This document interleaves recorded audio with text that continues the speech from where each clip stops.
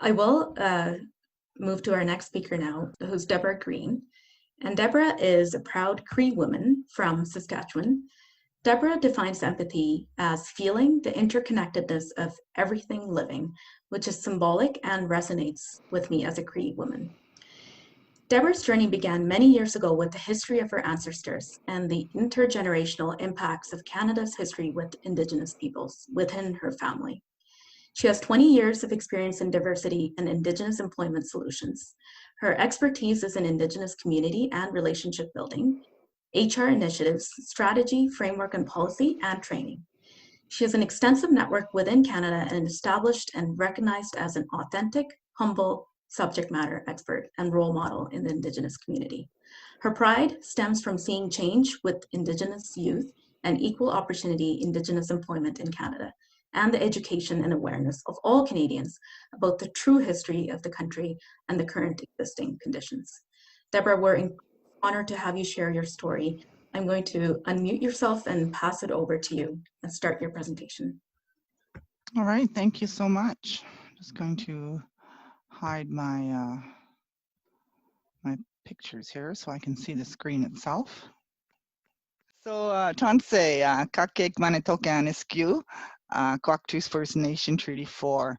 Hello, my name is Eternal Spirit Woman. My English name is Deborah Green, and I am from the Kwaktus First Nation in Treaty 4 in Saskatchewan. I'm going to share quickly today some of my career in an Indigenous storytelling format. So really this webinar today really aligns and resonates well with Indigenous storytelling and being very visual. So I'm really happy about that. Really my life work is about breaking down barriers and creating equitable opportunities for Indigenous people in the workforce. And it really began with a chance meeting with one of my first mentors at an Indigenous employment course that I had taken many years ago. And she needed a graphic artist. My education is in multimedia design, so I have a very creative mind. And that started my career in Indigenous employment. And so I stayed in it for 20 years. I really enjoy going to communities, working with the First Nations and working with corporate oil and gas, and also employment and training organizations to really change the bar for Indigenous people in Canada. It's really my passion to pave the way for future generations. I attend many community events. I attend many treaty days, celebrations, powwows, Indigenous Awareness Week events. Ceremony is a big part of my life, and elders. And I do want to share a story about an elder in Calgary who had a very large impact. I meet many chiefs as well. That's Chief Wagwin from the Mikisew Cree First Nation. I had approached him to get his input into an Indigenous strategy that I was designing, and I brought to him a bunch of written documents. And he told me that if I only follow the Western way of the written word, then I play the role of the colonizer. That was very heartfelt to me and really changed the way I look at things. And so now I always endeavor to incorporate Indigenous ways into my work, and playing in that ethical space between oral ways of working and written ways of working, and really combining the two worlds together. I participate in organizing a lot of employment training programs. This is one for Plateau software testers between Suncor Energy and Plateau software testing, and a graduate of 10 Indigenous people into the IT sector.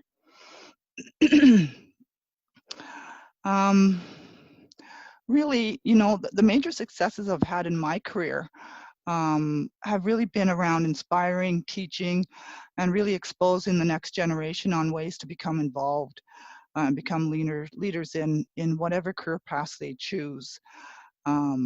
I've done a lot of employee network development. I led large employee networks at both of my oil and gas companies that I was employed at, and really allowing myself to be vulnerable to share my life experiences and my stories, not only within the company through the networks and through engagements such as this, but externally when I'm engaging youth as well, so that they can dare to be vulnerable and also show their courage and the barriers that they might have to face to attain their goals. My pride in my work comes from change that I see and have seen over my career span. I know it won't fully be equitable, by the time I'm ready to retire. But again, paving the way for the future workforce to do that. And it's really been increasing representation in the workforce, contributing to inclusive workplaces, but being really proud of the next generation, the youth that are coming up, and the pride that they have in being who they are and sharing their stories, and them being the next generation. I believe my contributions to society are within the Indigenous space towards reconciliation in this country. I did consulting on my own for a while as well, and really, I'm sorry I have animals, and of course they're going to bark while I'm speaking. I educate, so I do a lot of Indigenous awareness training, not only around the historical pieces, but around the events and the epidemics and the crises that are happening in this country. We think of MMIW, we think of the high rates of incarceration, we think of police brutality, and we certainly see that in recent events. So when we talk about empathy, absolute empathy as a demographic that has shared similar experiences with our Black community as well.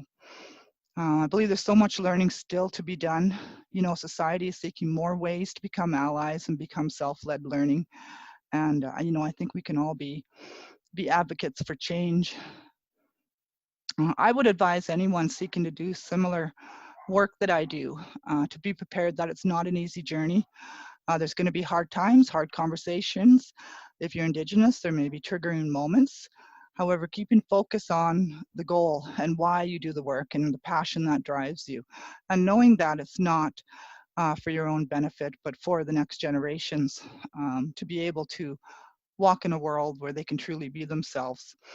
I would say also to remember, always ground yourself in healing and ceremony. Find ways to balance your life. For me, that's within the 4 areas of the medicine circle. And if you continue to believe in the work that you do, you drive change. I would, highly recommend that anybody that's looking to do work in Indigenous employment, there's a lot of learning. There's a lot of things that have not changed over my career span of 20 years. We talk about common gaps and barriers to employment. A lot of that hasn't changed. A lot of that is due to colonization in the country of Canada and the impacts that has had in this country. And there's a lot of healing that will need to be done. But I think we're getting there. We're slowly driving change. And I look forward to, seeing our youth come through and be the next change makers, if you will, in the generation. So that is it for me. Thank you. Awesome. Thank you so much, Debbie, for sharing your story. I just want to read some of the comments that came back when we asked the question, what's a positive quality that people heard in your story? And I heard broad-minded, multifaceted, that you're a trailblazer and you're grounded, that you're passionate, that you have the courage to drive this work despite the challenges that you may face in the space, and that you're really improving the world. That was kind of the big theme, that keep doing the work that you're doing because it's really working to improve the world. And hi, thank you. Thank you so much for sharing that. Debbie, if I could ask you one question, it would be for anyone that's looking to be an ally, who's looking to drive the same cause, what would you suggest is a place they could start? Self-education. Allyship is something that can be done across the board for a lot of different demographics. There certainly are a lot of resources out there for it. It's important that the research, I think, be done first, so that you don't, you go in a good way, and you don't end up perhaps doing things that you would unintentionally offend somebody with. So I think doing some research, having some conversations with people, if you really want to get into allyship and be in a, making change in the country. Awesome. That's such a good advice, because sometimes it is hard to tell what's real news or fake news, and it's important to get educated first, right? You bet. Yeah, So knowledge is always power. So. always. Mhm. Thank you so much. I just want to share with you one other comment that came in, that you're incredibly inspiring and such a warrior to keep doing what you're doing Hi. to Thank you. protect the heritage of your people. So Thank you. thank you so much.